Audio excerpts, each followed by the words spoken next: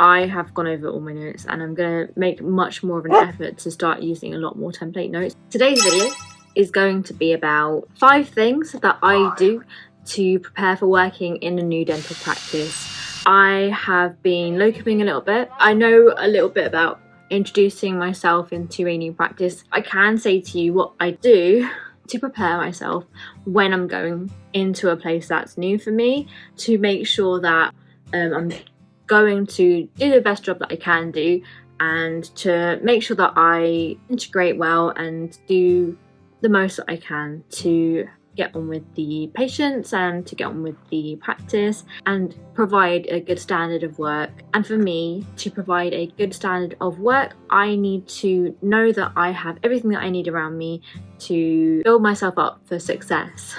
So the video today will be me going through 5 things. So the first of those things is template notes. So I have to admit, I am not the best at actually using a lot of my template notes. I touch type and I type incredibly fast, but you must be aware that obviously medico-legally it is important to include very many things in your notes, and having a template means that you will have that to hand straight away. It's accessible, and you know, having a system like that in place means that you are less likely to make mistakes in terms of what you have written and forgotten to write and things like that.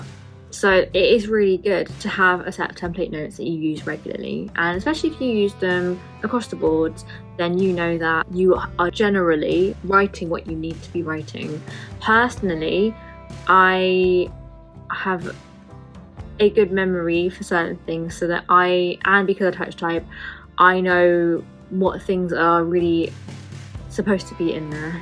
And I obviously have written the same notes for so many patients, so many times that I know certain things. But regardless, today I have gone over all my notes and I'm going to make much more of an effort to start using a lot more template notes because of how great and useful they are. Nobody's perfect, so you know, to have these templates in place, it gives you a little shove to write down the right things. No matter how good a dentist you are, no matter how good your memory is, there's always going to be little things that you need to remember and they're just not there.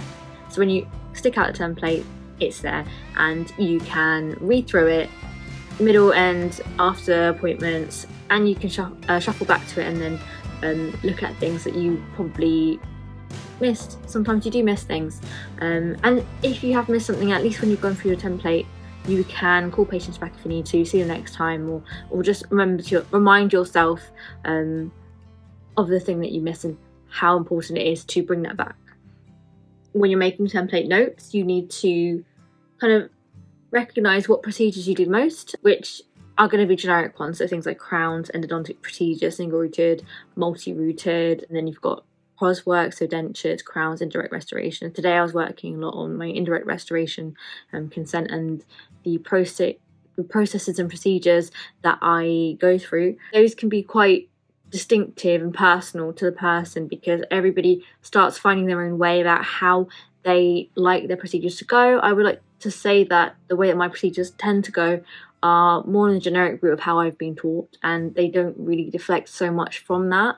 I might have my own little flares that I have kept and not lost on the way, and they probably are a little bit different from, say, people from different universities or different graduation years or different parts of the country. Sometimes there are certain procedures where obviously I have found my own way of doing them that works for me, so I do actually think that notes are quite distinctive. So you can use other people's notes, and I do that sometimes, but I always end up adding like 100 things to them or taking away certain things that are not relevant for me in my process. And another thing that's really important is that actually, so I told you I was working on my notes today, but actually these notes I was working on, they're the same notes that I have been working on progressively every year. So I changed them, I look at them again, and I end up changing them. You delete things, you add things, you check guidelines. I check guidelines to make sure that, is there something new that I'm supposed to be doing that I haven't been doing? Maybe I need to change something, maybe the guidelines have changed, and then I'll reflect that in my template and that will encourage me to be doing what I need to be doing. And then the last thing is just the medically legal aspect of it, which is making sure that you do have everything that you need in those templates. It's great, it's really great to hit those little checkpoints, making sure that you're not missing things that are really important for your patient and in their journey, and for record keeping sake as well. You would be very, very surprised about how important these records are. Although they are long, strenuous, annoying, these notes are a reflection of what's happening in your practice, and they're really, really helpful for patients as well when they see the dentist and they come back in, and then they can get a full idea of exactly what's happened, and if they ever need any work done to their teeth or anything that's different to the procedures that they need to do, people can look back on these notes and they can know that, you know, this specific thing happened to this tooth and these things happen to it, and in this way with these materials and equipment, and build a very good picture of what's happened. And that really helps when you look at it later down the line. Next thing, so the second thing that I do to prepare for a new workplace is I think about my uniform. And when I say uniform, I do not mean the uniform that a practice has given to me. This is a separate topic completely. I specifically mean uniform in a way that it is a costume that you wear to work. It is a staple of your wardrobe, and it puts you in a position of where are you and your role, your responsibilities. So for me, I'll go through with you what that means for me. And for me, that does mean, you know, a scrub top, a really nice, when I say really nice, I just mean like a scrub top that shows that, you know, you come to work and you are working professionally with a clean and tidy scrub top, basically. Personally, I am a bit annoying. I've gotten so many scrub tops, and I do like if they look nice and that they fit me well, not tight fitting, nothing like that, just fit nicely. Even if it's a little bit baggy, that's also okay, but I don't like to be drowning in them, just because I am petite, so if I'm drowning in it, it looks a bit ridiculous. And I like to wear colours that make me feel put together, and then for me that is the normal standard ones, which are like greys, neutrals. I think I might get black one, I don't have a black one just yet, but blues, the normal colours. Then underneath I always wear a thermal top because I'm always cold. So, you know, it's important to wear what makes you feel comfortable at work. So not too cold, not too hot. You tend to get quite warm when you're working, you're concentrating in these tiny rooms. It can get quite stuffy, so you need to just be prepared to wear and work around those things. The next thing that I do to prepare for practice, a new practice, is I actually look up the route to the practice. This is so basic, I know it's rudimentary, but it's really important. So for me, I will look up my route. I generally like to be able to drive to where I'm going to be working, but I also do like to know that there is a way to get there via public transport, should that be needed. Or sometimes that's an even better way to actually get there. So looking up the ways per public transport, what time will I need to get up to get there, how long will it take, other factors.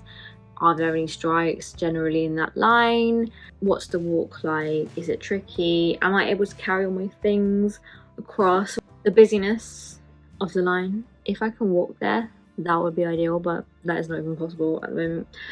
The other thing that I really do think about is how much time in the day does this take up for me? How much time does this commute take up for me? Because if it is a 1 hour, 2 hour commute, that's... Okay, sorry, my light died, so... Okay, so I was talking about how much time the commute takes up in the day. So if your commute is half an hour, then it takes up 1 hour from your day. It takes an hour, then it's 2 hours from your day. Considering your day is made up of all the hours that you're awake, you're asleep for about 8 of them. And if you're asleep for about 8 of them, you're awake for a certain amount of time in the day, you're at work for about 7-8 hours. Maybe 8 hours, so waking time in the day is quite limited. So you're taking out maybe 1 or 2 or 3 hours even. Some people commute about 2 hours each way. It's 4 hours from your day. And considering your evening, it's probably limited to about 6 o'clock to maybe 9 o'clock, 10 o'clock. That's 3 or 4 hours. So if you're commuting about 4 hours, that's the same amount of time as your spare time. Sorry, that was just a lot of maths, but that's literally how I think. Obviously, your time, I feel like your time in your life is far more valuable than the money that you get paid, basically. You know, you won't ever get your time back with people, and money you can always make. Sure, there are certain considerations to be made, but ultimately for every single person, time is the most valuable thing that you do have. And although it is important to sustain yourself and people around you by working if you need to, time is still quite important. All the money that you could have made, you think about the people that you have been in touch with, the time you have spent with your family and your friends, and the people that you love, the things that you wish you would have done, the places you wish you would have gone to see. These are the things that you think about. So this is what I think about when I think about how much time am I spending on my commute. Bear in mind that at the moment, actually, I've got quite a long commute, about 3 hours every day. But this is why you put these things into consideration, you throw them in, and you think about what it is in your bigger picture. And that is something that I consider, and I think about these things before I go somewhere to work. Next thing, surgery. So when you are going somewhere new, you are going to be in a new working environment, and considering that environment you will be in constantly, you obviously do need to find out that it has all the things that you need to carry out your work proficiently. You need to make sure that if there's anything that's missing, is there something that you can use that's there to substitute? You have to be adaptable. There aren't always going to be the things that you want there to be there, but as long as there's something that can take that place of what you needed, you should be fine. If in doubt, look it up.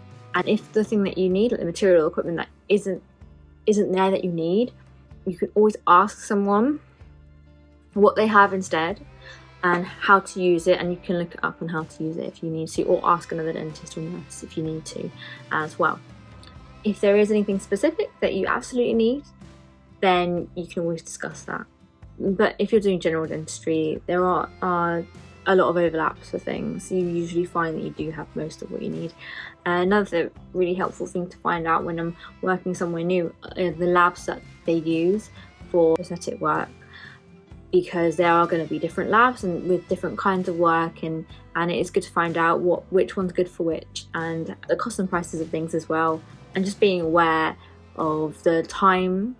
So when do they pick up work, when do they drop it off, how long between drop off and like seeing a patient, how long is their like turnaround time. And then the last thing that is really important when you're going to work somewhere new is to get to know the team that's working there. So that can be a whole array of types of people. So that can include reception, it includes nurses, it includes cleaners as well, and other dentists too. So obviously reception, they are organising the diary, helping you with it, and they are great help for certain things. So it's really good to just try and get to know everyone that's there when you go there, and making sure that you're introducing yourself properly, making sure that they know who you are, so there's never any confusion. And then also just making sure you just try and not necessarily make friends, but at least ingratiate yourself with the people that you will be working around. And also I just think it's just a nice thing to do, to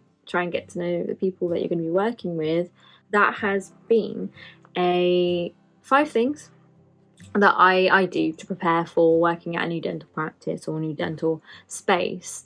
There are obviously so many more things that you can do and add to this list, But just a couple of things that I wrote down, and I thought, you know, these things are really, really helpful, and I find that they help me set up a system to make sure that I am doing the best work that I can around me. And that is the best way to, if you can prepare for your work, then you know that you're going to be at least trying your best to put out some standard that is equivalent to what you are proud of, you know?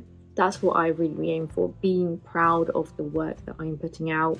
I can be proud of something if I know that I have put in the ultimate effort to set that up. And I've said that so many times, set myself up for success. If you can subscribe, just subscribe downstairs, down there, or to the left, wherever it is.